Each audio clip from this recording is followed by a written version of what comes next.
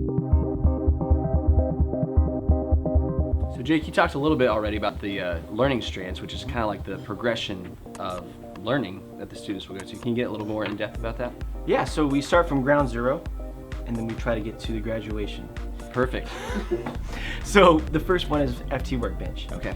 And I would say almost 90% of the schools who are going to be, introducing their class with the FT STEM curriculum are going to be in that build to fly to Workbench learning strands. Okay.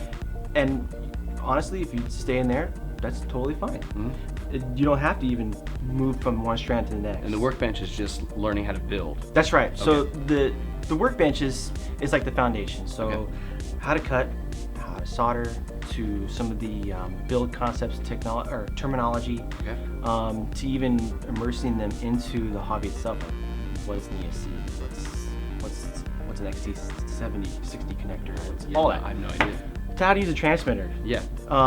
That's the workbench, and the workbench is very loose, and it's meant to carry over for a whole entire semester to Okay. a whole entire year. In All fact, I'm still learning in FT Workbench. Oh, awesome, dude. Sweet. So then from there, you go to the Build to Fly, Okay. and they work in conjunction with each other. So you don't just go like, we're done with Workbench, we're now going to move to Build to Fly. Right.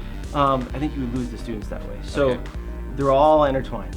And so that's what brings that natural differentiation in the classroom, because you might have a student who is just excelling through it, Right. who's in the inquiry and design stage or Okay. learning strand, Yeah. where you might have kids who stay on Build to Fly for the whole entire semester. So you kind of just add the strands as they come, or the That's different right. parts of the strand. Right, Okay. and as a teacher, you have the strands in front of you. So you have the FT Workbench, you have the Build to Fly, you have the inquiry and design, you have the engineering and design. Right. You want to get your kid to the engineering and design. Okay.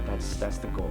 And so wherever your kid is at within the curriculum, that's the learning strand that you would push them to. Okay. And each one of those strands on the teacher hanger will have lesson plans that will help foster that strand. Okay. There will be sources that will help foster that strand, and even consumables and what is the right FT product to buy to help foster those strands. Nice.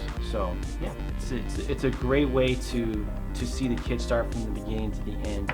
It's very rewarding. Very cool.